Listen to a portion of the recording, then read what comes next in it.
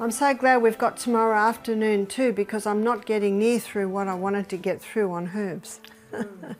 There's a lot of herbs, and I'm just going to be targeting basically the herbs that we use. You've probably seen there's books and books and books on herbs. Yes. So let's look at burns. We've looked at aloe, but what if you don't have aloe? Well, there's something else you can use, and this is very simple and it's very effective, and it's saturated Epsom salts solution. Epsom salts is magnesium sulfate. And how you make the saturated Epsom salt solution is you have a jar of water and you put a teaspoon of Epsom salts in, it'll dissolve. Then you put another teaspoon, it'll dissolve. You keep doing that until you can't dissolve it anymore. You now have a solution of saturated Epsom salts.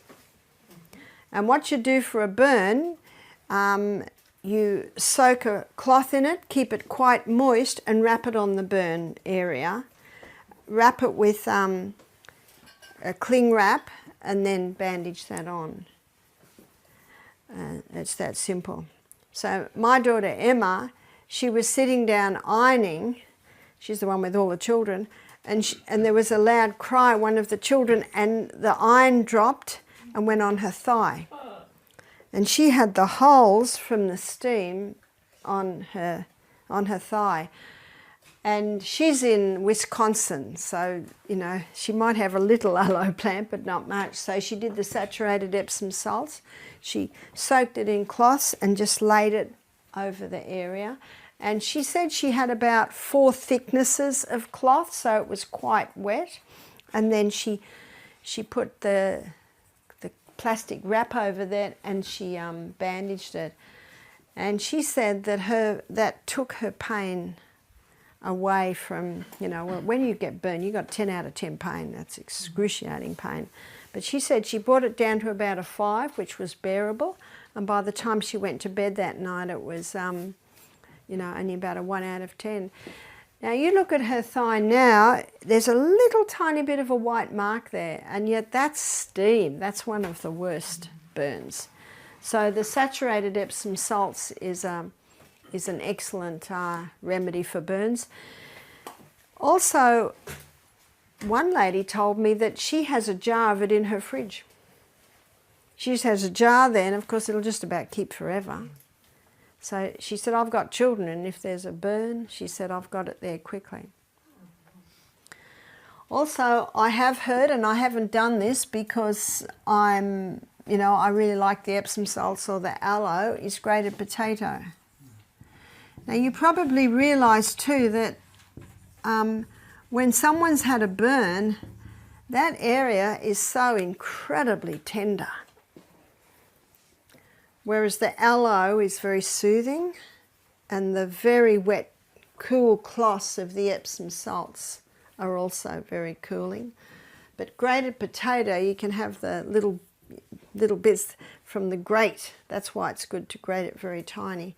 But I've had people say that the grated potato made a huge difference. Directly on? Yeah, you just about would put it directly on. But you'd have to cover that in plastic. See, the worry is that if the edges dry out, so that when you change it, it can lift the edges. And of course, it's just applying cold water, just keeping it in cold water. But you can't always keep the area in cold water, can you? Yeah? Well, Cross mentions this grated potato, and he says that every time it starts to heat up again, then you have to change the potato counters.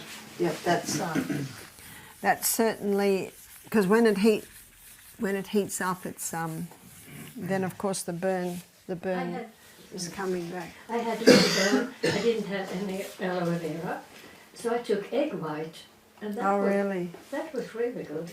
Yes, I have heard that. And when you think about it, egg white's almost the same consistency of the gel of the aloe plant. So what I'd like to look now is heart. And there are some excellent herbs for the heart. Now, yesterday we looked at cayenne pepper. Now, do you remember what cayenne pepper does? Cayenne pepper It thins the blood. Cayenne pepper also opens the capillaries. And that's important because when someone has stroke, heart disease, the arteries are usually a lot narrower because of the build-up. But it also strengthens the arterial wall.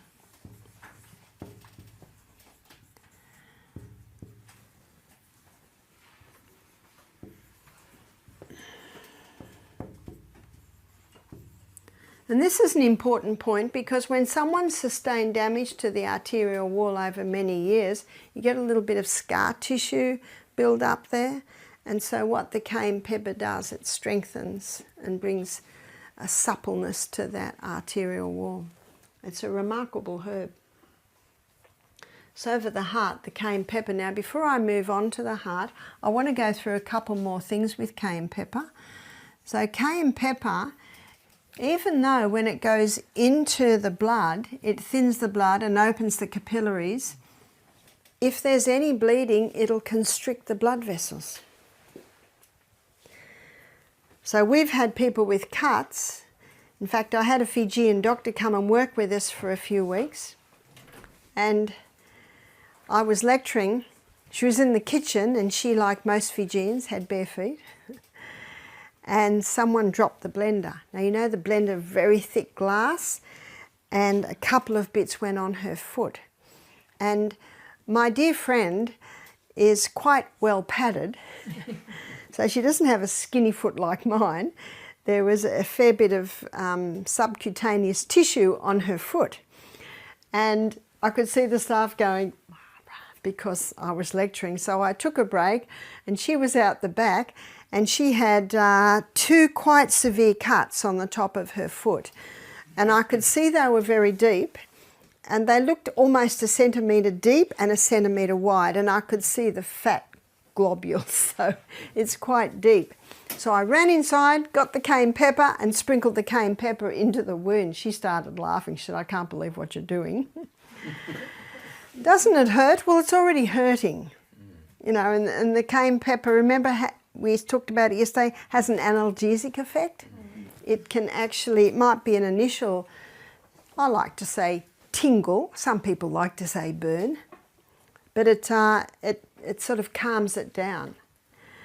And she just shook her head and she was laughing. Now this was in our wild retreat, which was 2 hours from town.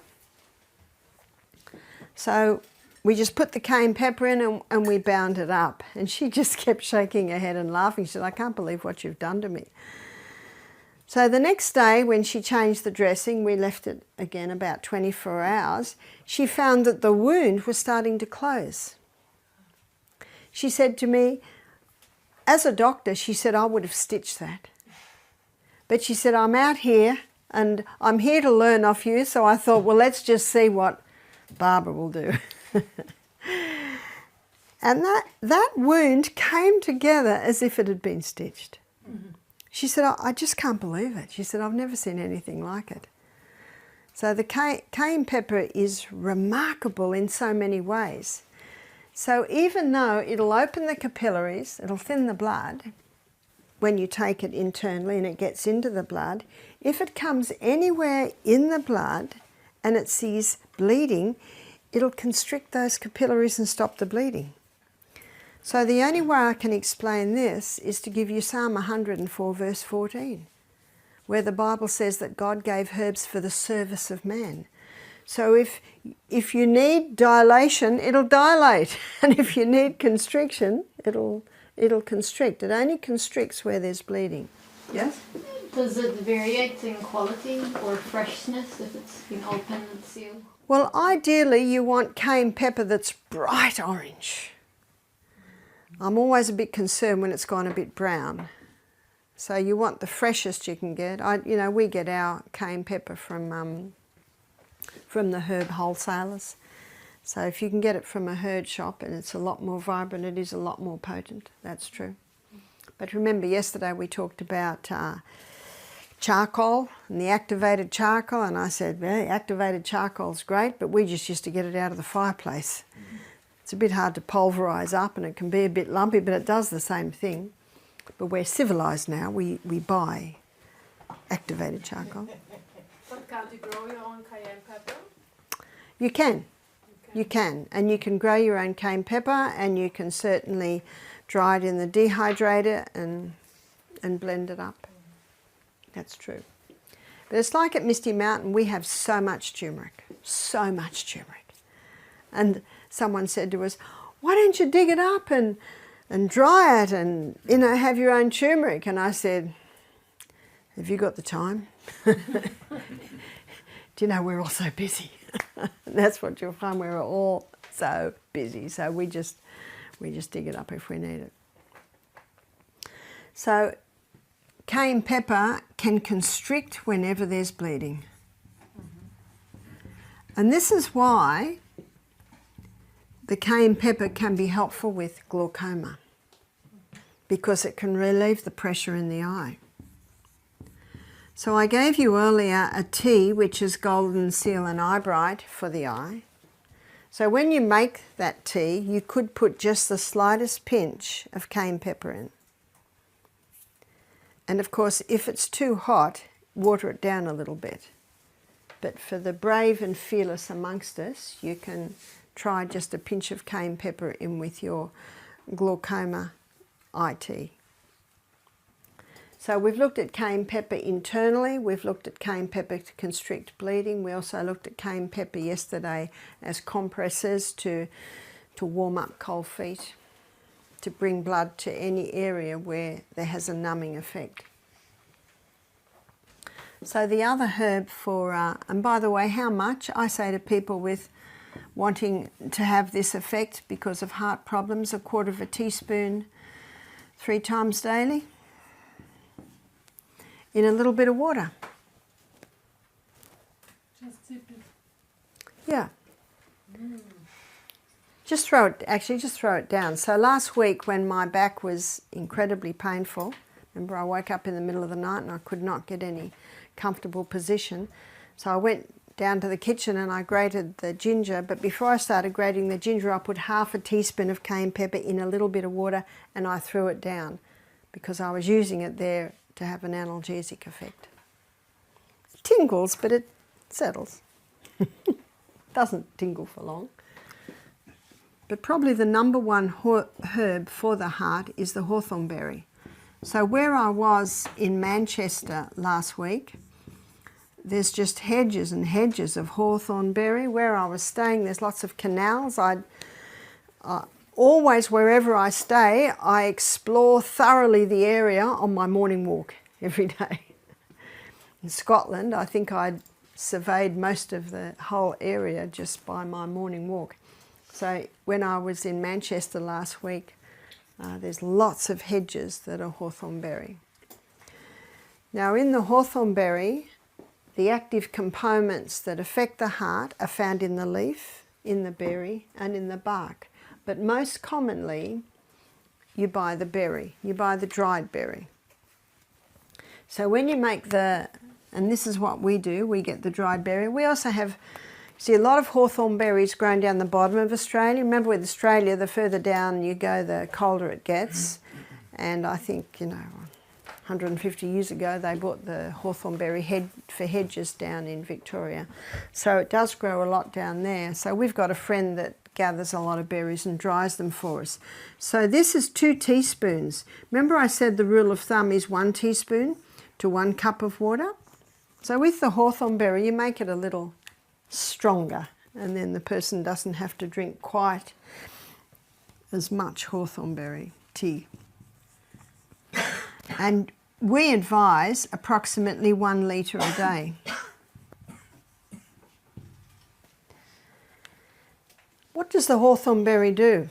The hawthorn berry regulates the heartbeat. So if someone has got heart arrhythmia, the hawthorn berry can help with that. We also make the hawthorn berry as a tincture. So to make it as a tincture, you make it very strong. And we find that it's very handy to have the tincture, especially when someone blood pressure is high because they're stressed out, sipping on that hawthorn berry tincture has an effect. It's a very, very safe herb. You can even use it in conjunction if the person's still on blood pressure medication. Not a problem at all. There's no contraindications with the hawthorn berry. So with the tincture, and it's a berry. So do you pour boiling water on it or do you boil it, students? Yes, you do. Gentle simmer, 10 minutes. 10 minutes simmer. Because remember, the three things, what are the three things you simmer? The roots, the berries and the bark. The roots, the berries and the bark have to have a simmer. 10 minutes simmer. Should you grind it to the berries? We don't. You could. You could. You probably get it a little bit stronger then. But with the tincture, what I do is I do 2 cups of hawthorn berry and 3 cups of water. And I do a gentle simmer and I get an incredibly strong dark tea. And then I'll put it with equal amounts. Once it's cool, make sure it's cool, strain it, and then you put equal glycerin. And there's your tincture. You don't ever use alcohol then? Like if it's burnt down or cooked so it's not so strong?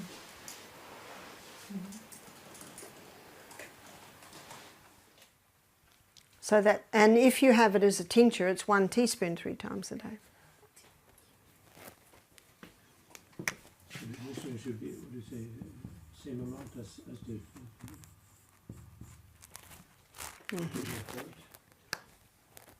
Pardon? I think the glycerin should that be the same amount as you have it. Yeah. So 50, Yeah. 50. So once you've strained that, you put in equal glycerin.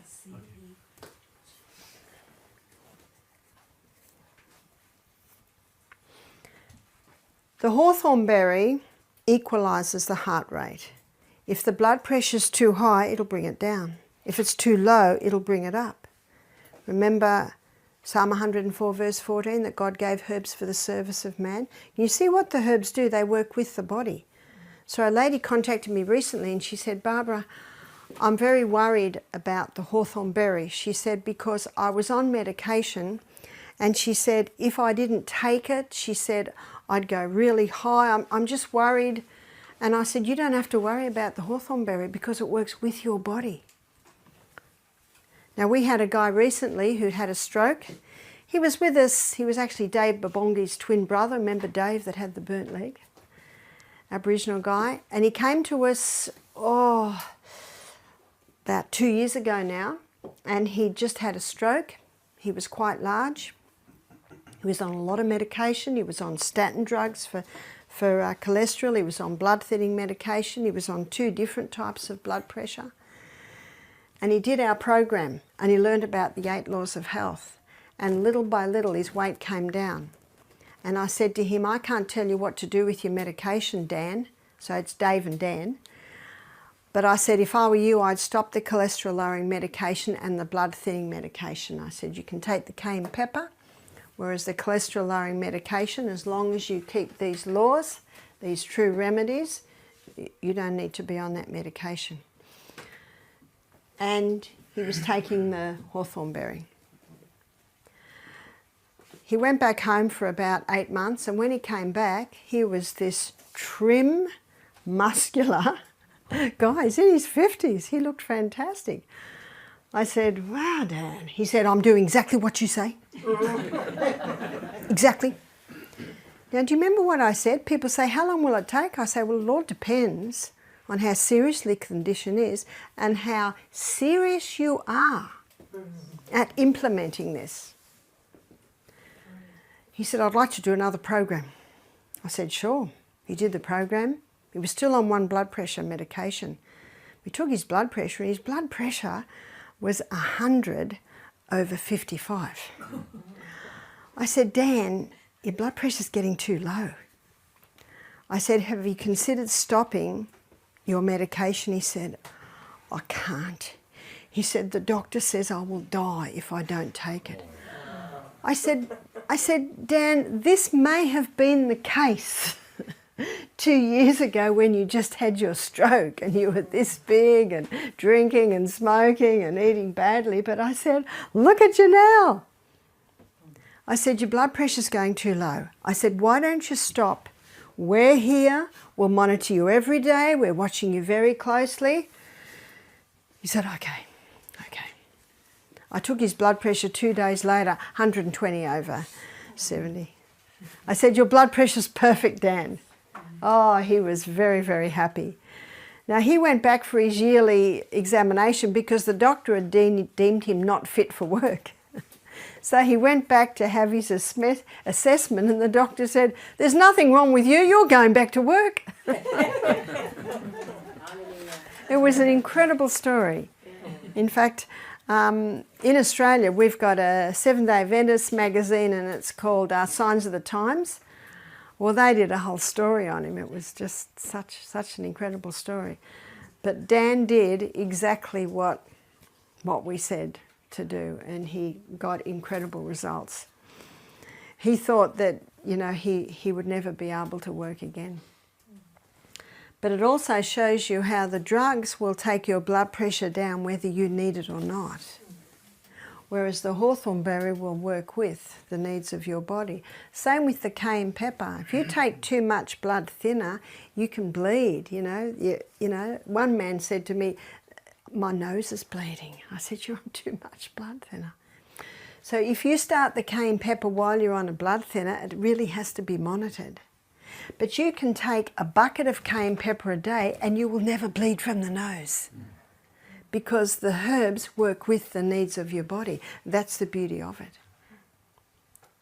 Yes?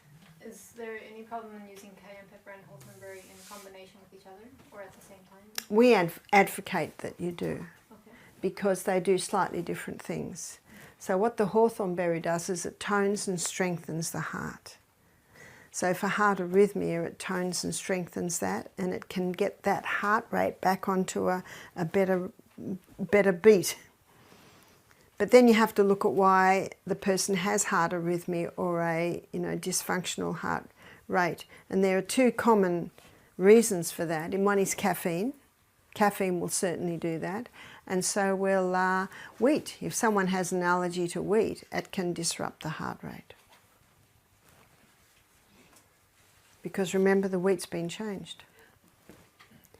The other thing we use with heart is magnesium. So why do we use magnesium? Because magnesium is a muscle relaxant, the heart is a muscle, and magnesium relaxes the heart at rest. And the heart at rest is the bottom reading of the blood pressure. That's what, if you're high when your heart is at rest, that's when it's getting a concern. But it's interesting, I was at the health retreat in Alabama and one of the staff said to me, Barbara, this Spanish lady, she was about 40, vibrant, fit, the most luxuriant hair.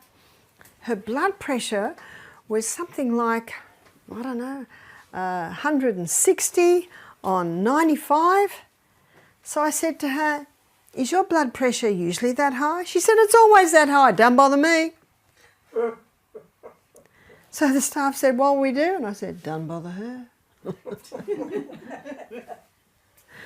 So we just left it as is. And I guess there are variations in blood pressure. We had one lady, she said to me, Barbara, I took my blood pressure at 5:30 this morning and it was this, and I took my blood pressure at 10 in the morning. What'll I do? I said, stop taking your blood pressure.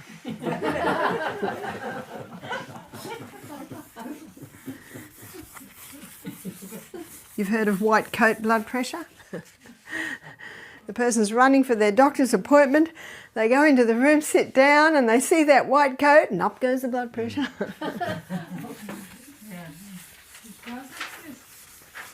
It does exist, that is true. Some people just get stressed out even being in there.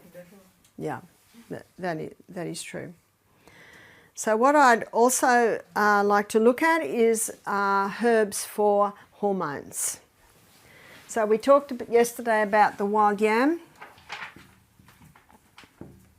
that Mexican wild yam, and that's best used as a cream.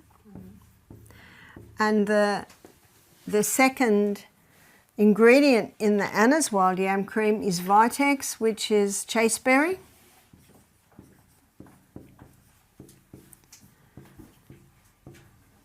So chasteberry is very good at helping to balance the hormones. And Quai.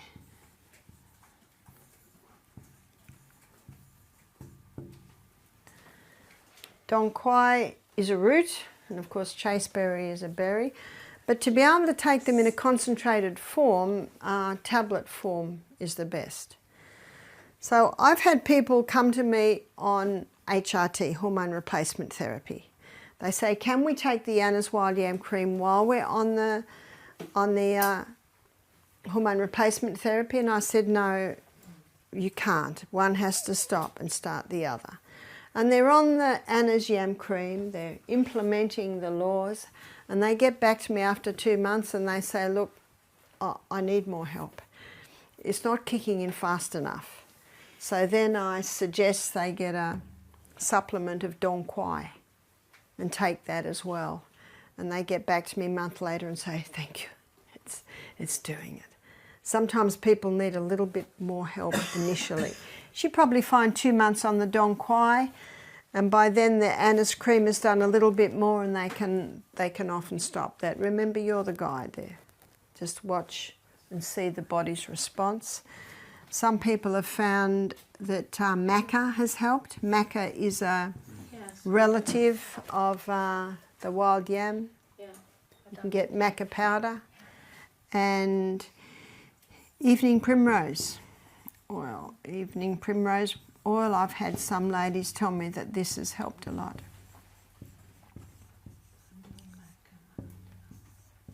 So some women have found implementing those laws and just taking chaste cherry has been enough to bring relief from hormonal problems. Some people have found Quai. I probably get more feedback from Quai than any other herb. Well, the most feedback I get is the Anna's yam cream, but not everyone can afford it and not everyone can access. So my friend in Fiji, my doctor friend, do you know what they call her now? The nutritional doctor. And she says, I get many young women from up in the interior that come down to me in Fiji who've got hormonal problems. She said they cannot afford the Anna's yam cream, it's too hard to get. So she said, I give them green drinks. She gives it to them 3 times a day. She said if they live in a town, they can buy and afford it, they can buy the green barley powder. But she said if they live up in the villages, I get them just to pulverise the green leaves with water and strain it and drink the water. And she said we're getting results. And the reason for that is the chlorophyll from the green plants is a very effective blood cleanser.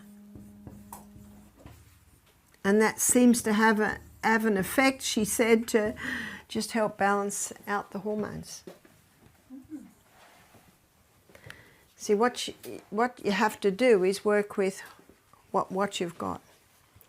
So I was up in the interior in Papua New Guinea a few years ago. My host was taking me around and showing me some of the little villages. We went up into some villages where there's no running water and there is no electricity. And I could not speak the language, but I had an interpreter with me. And they were showing me around, and outside at the back of every house there's the kitchen, and of course it's a fire. And I saw a man with his hand bandaged up. And I said, what's happened to the hand? They said he had a hunting accident where a knife went through the bottom of his thumb and almost came out the other side. And I said, can I have a look? And he showed me, and it was red and swollen. And I could see by the look on his face it was very painful. So what I did was I got 2 bowls, and on the fire there was hot water, So we put cold water in and put enough hot in to make it a warm temperature, and he put his hand in. Now there's no ice, there's no electricity, so I just had cold water. Now over in the middle of the village there was a pipe coming out of the ground that you could get water out, and it was quite cold. So I put his hand in hot water. By now we've got a gathering of about 30 people, all looking to see what this white woman is going to do with this guy's hand. And he's frowning at me and looking around because it hurt a little bit, but he could handle it after a while. How long did I have it in the hot water? 3 minutes. 3 minutes. And then put it in the cold for 30 seconds. And then we got the kettle and made the hot water a little bit hotter, and then back into the hot. And then I asked someone to empty that out and get fresh cold, because the hot hand is heating up the water. You haven't got ice. By the end of the second hot, this man started to smile. I saw his body relax. And we did that how many times? 3 times. And by the end of it, he's just I'm talking like this, and all the people are nodding and smiling. And then I said, does anyone know a green healing plant that grows in the bush? And someone said, yeah. I said, well, go and get it for me. So they ran into the bush and got these green, I don't know what they were. And what I did was I just crushed them up between my hands. Sometimes I chew them. And then I put them on his hand. And I said, has anyone got a bandage? Someone had a bandage, and we bandaged it up. And I said, now we're going to pray. And we prayed that God would bless it. And everyone bowed their head. For the rest of the day, this man is just behind me. Like this. Of course, I couldn't understand. I didn't know what was happening. But body language told me, I think his pain levels went down about easily by half, perhaps more. What was the green plant? I don't know, but I just know it was chlorophyll. And it's a wonderful cleanser and healer. Do I have to tell them what to do now? No. If it gets sore, what does he do? He experienced what it did. Experienced what it did. Now, what would have happened if I hadn't gone there that day? They're poor. They can't get to town. How big would it have got? How painful would it have got before finally got to hospital? Would he have lost his hand? Etc., etc., etc. Such simple things. That's why there's such a need out there. Hey? And not just a need up in the underdeveloped areas, but there's a need in the finest houses in the town. Isn't that true? And that's what I find with the health retreats. We get some very wealthy guests there. And if you knock on their door, they probably slam the door in your face, but they're actually coming into your house. They're coming into your house and you're teaching them, because many people are frustrated and sick of the drugs. Isn't that true? Because it's not working anymore. So there's some herbs that you can do, and even if you get into primitive areas where people don't have a lot of money, there's always something that you can do. And remember that where God says, I will hold thine hand, I will keep thee. And in Psalm 32 verse 8, the Bible says, I will instruct thee and teach thee in the way that thou shalt go. He says, I will guide thee with mine eye. I just thought of one area for aloe vera, just came to my mind. One more thing you can do with aloe vera, and that is to make suppositories. So how do you make a suppository with aloe vera? You cut the flesh the size of your little finger. So you thinly slice it one side, get a nice thick leaf, and then you freeze that. And people can use that for hemorrhoids. Internal hemorrhoids and external hemorrhoids. How do they know if they've got internal hemorrhoids? When they do a bowel movement and there's red blood there. Red blood means there's just bleeding near the opening. And of course, external hemorrhoids, they really know that is there. And we also talked about the sitz baths. Hot and colds is very good for that. And there's another one, so the suppository. In fact, we've got a section in our freezer where we've got a whole lot of them. And another suppository is castor oil. But castor oil takes 3 days to freeze. And what you do, you moisten a cotton ball with it and mould it to like your little finger. And remember, 3 days to freeze. And it must, of course, be inserted frozen. That can also help a lot with hemorrhoids.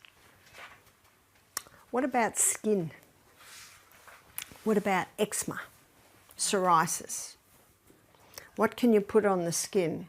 Do you know there's not much? Because eczema and psoriasis are from internal. And the skin is the last section out. Eczema or psoriasis is an effort of nature to free the system from conditions that arise because of a violation of the laws of health. So one of the laws of health that's violated can even be exposure to mould, so not fresh air. Mould can be a factor. We had a guy come from Saudi Arabia who had very severe psoriasis. The back of his neck was like crocodile skin. He was 40. Now he had improved because he found a website, and it was called cortisone-induced eczema. And he'd been applying cortisone for 20 years, and he had what they called cortisone-induced eczema. It got to the point where the cortisone was basically causing it. And apparently a German doctor resides over this site, and he says, you just got to stop the cortisone. You've just got to stop it. You're going to go through sheer hell for about 3 months. Just live in a bath. And people that do have skin problems, very itchy, they often find a bath with a bag of oats in it and squeeze the oat water in. That can be relieving. And there's a pine substance that you can buy and put in a bath, and that apparently can be relieving. So when he came to us, he'd gone through the worst. He had a few little red itchy bits on his arms. The back of his neck was quite bad. He ate a lot of peanuts, a lot of wheat, a lot of oats, a lot of refined sugar. So we advised him on that. We don't serve any of that at our health retreat. At the end of 2 weeks, and he had the steams every night, he really enjoyed the steams. Diving in the cold water, back from there. He felt so good. He was there with his wife. They were Malaysian. At the end of the 2 weeks, he said, we're a little disappointed that, it has not improved very much. And I smiled. I said, it takes 2 months to get the residue of those allergens out of the body. So you've got to give it 2 months, even though you haven't had any. And how many people stop them, and after a month they say, well, it's not doing anything. They haven't given it enough time. Where's our time factor? It can take at least 2 months before the residue of those foods are out of the body. So he went home, and we got an email 6 weeks later. What's that? Exactly 2 months? All gone. All gone. His wife did tell me in Saudi Arabia they have these big housing developments for the staff that are out on the oil rigs in Saudi Arabia. And she said they all have air conditioning, of course, but she said in some roofs there's mould. And she said our air conditioner, the filter's supposed to be changed every 3 months. She said within 2 days there's black building up just on the filter. So I think there was a mould factor with him as well. And they certainly addressed that and were able to fix that. So he came back exactly a year later, and his skin was like mine. They were just smiling the whole time. He said, my specialist said I'd never be free of this. the 2 months, is that just a reference of experience or That's right, yeah. for allergens in general? Mainly those foods. I've seen, you know, it's like this guy, exactly 2 months. It was exactly 2 months. Now, it's not always exactly too much. That's why I say at least 2 months. Hopefully by 2 months, most people are starting to get a response. If it's not totally gone, as long as it's improved. And it can depend on many things, you know. If the people are still having late nights, if they're still having their coffee, if they're not exercising, you know, it will not be as quick. Yeah? So you just said get rid of the allergens because Yeah. you thought that could be a part why he has psoriasis. I find that in every skin diseaser, there's a factor that plays a part. The allergens. Yep, yep, yep. I've seen it in babies' eczema. That's why we get the mother to stop those foods. I saw it in this guy. My son-in-law had very bad eczema. He had it as a child, and he found that when he stopped the allergens, he could keep it under control, but he found that he could get away with oats. So he kept it under control, and then he went up to Queensland and did a massage course, and he got into a cheap house. I think it was $10 a week, and 5 young guys were in it. The house was about to be demolished. It was full of mould. And because they're up in Queensland, they were getting boxes of bananas cheap, so he was eating heaps of bananas. Bananas, very high sugar. So with his exposure to the mould and the high sugar diet he was in the bananas, the eczema just really got out of control. He left there and it settled right down again. About that time he married my daughter. And everything was fairly under control, and then they went to Tasmania, and he liked Tasmania because it's cold, because in the hot environment the eczema was worse. And he became an architect, a builder, and the problem is that sometimes people don't pay their bills. And he's got a wife and 3 little children, so stress, when he'd have high stress, the eczema would come bad again. And he read the book Gut and Psychology by Dr. Natasha Campbell-McBride, and she suggests stopping all grain. So he stopped all grain. He didn't even eat buckwheat or quinoa, he stopped all grain. So what did he eat? He ate legumes, vegetables, nuts and seeds. And he came and stayed at my place for a little while doing some building work for us at that time. And he used to make a great big soup every day, and he didn't do the nightshades either. The nightshades are the tomatoes, eggplant, capsicum and white potato. So he made this soup of sweet potato and beetroot and carrot and celery and green beans. Why they're often a problem? They're often a problem because they are high in lectins. And we'll talk about lectins in more detail when we talk about the acid-alkaline balance, when we talk about food. But lectins getting into the blood can cause inflammation. So he stopped all that. So for breakfast, he'd have a bowl of soup. This soup he'd cook up every day. And he would have a bowl of, say, lentils, because I cooked the lentils in the morning. And then he'd walk out the door with a carrot and a handful of macadamia nuts, about 10. For lunch, he'd have another bowl of soup. And then he'd have what I'd made, which is salad, you know, very similar to what we had today. And at night, he'd have another bowl of soup.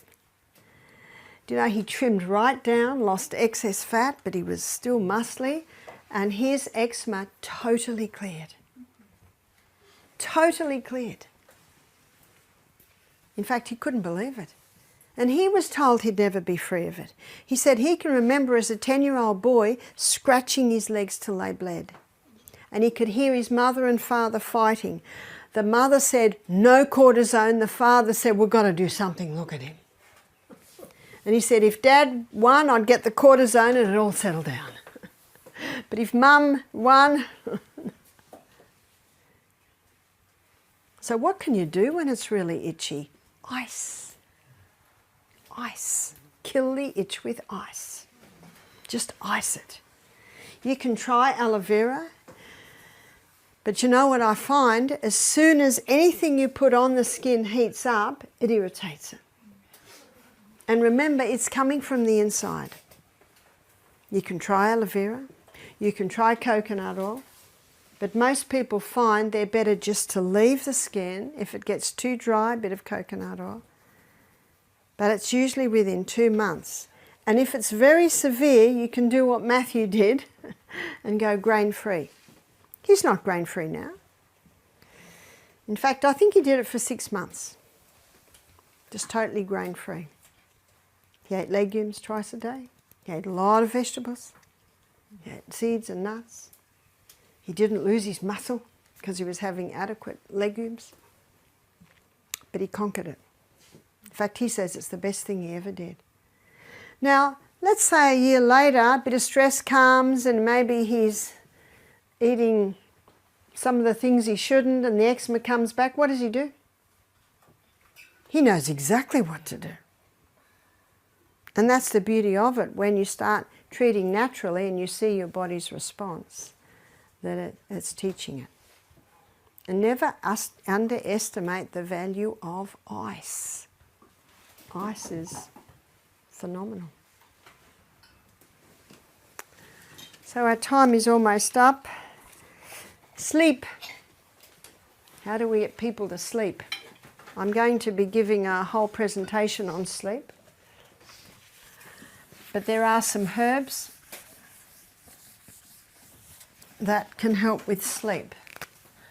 So we have a tincture that we make,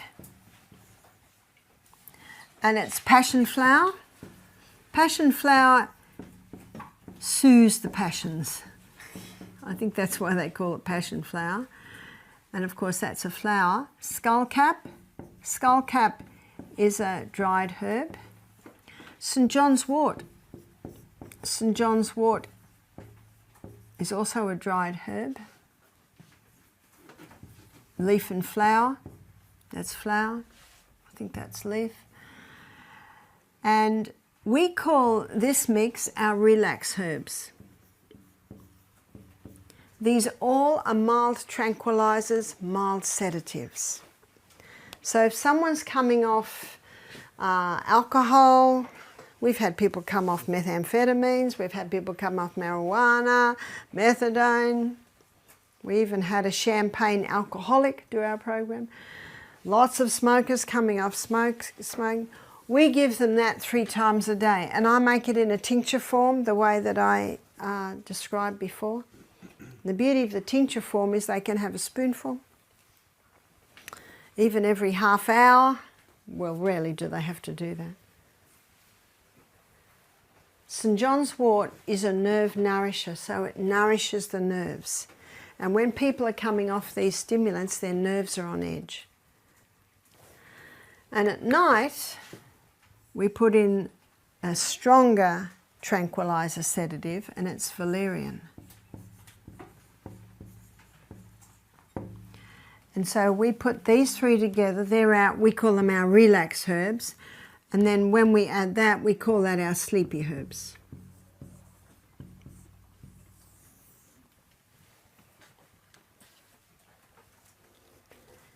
You can buy them in a tablet form, you can buy them in a capsule form. So that's number 1. Another one, number 2, some people find that melatonin helps. And as you'll see when I talk about sleep, it's a naturally occurring hormone from the pineal gland. Some people find that magnesium puts them to sleep. It's a muscle relaxant, so it can certainly relax to put people to sleep.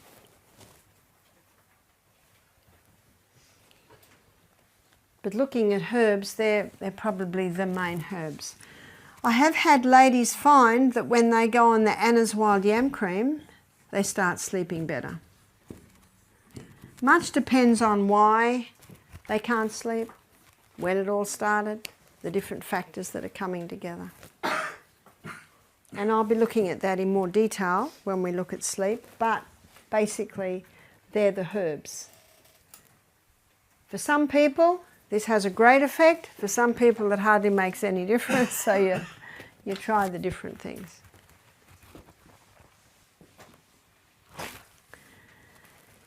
Chamomile. Pardon? Chamomile. Yes, chamomile. Chamomile is a mild tranquilizer. It's probably a little milder than those, but some people find just the chamomile tea helps.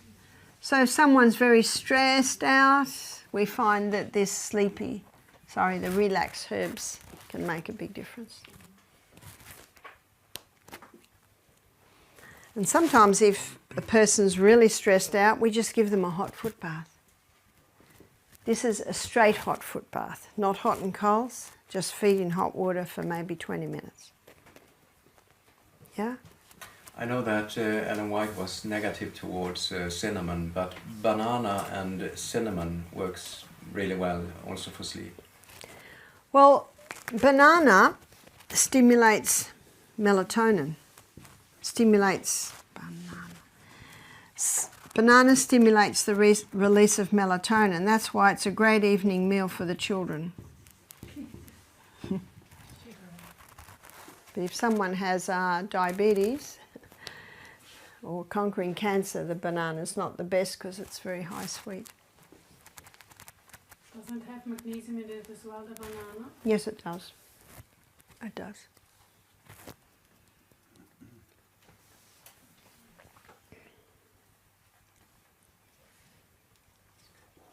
Sometimes just a hot foot bath is enough to relax a person if they're stressed or can't sleep.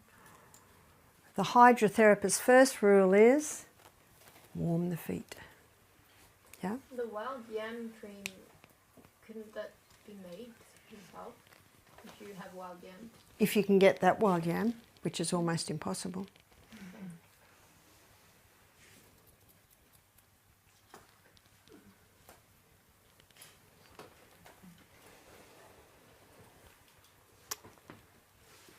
So I think we'll call it a day, unless anyone has any questions.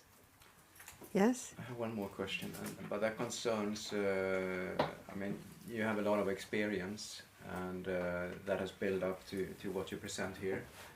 But somewhere you started, and how did you start? Was that with literature, or was that with people around you and advice and trial and error, or and what would you advise us? So how I started was with the need around me, and that really started with my children. When things arose, and I had books.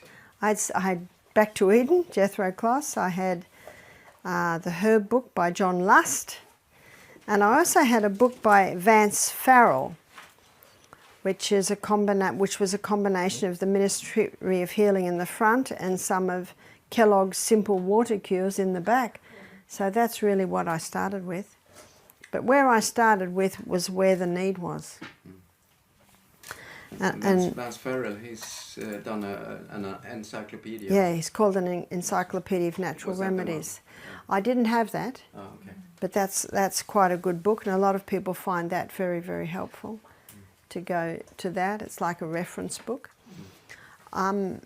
At the moment, my second book is in at the editors, and it's been proofread, so it's at the graphic designers at the moment, and it's a book on natural remedies. So I basically go from the head through all the body systems, and I've put everything in a nutshell. And what I aimed for that was just a simple handbook. It won't be any bigger than the Myself Heal by Design. So it's a simple book that gives a basic, probably not as in detail. I'm giving you a huge amount of detail this week, but just simple things that people can do. You must send us an email when it's available. Yes, I will. We might be able to send you. And yes, a friend just contacted me and said they've just finished translating my book into Italian. And they asked for our graphic designer to send the pictures, so they're going to start printing that in Italy.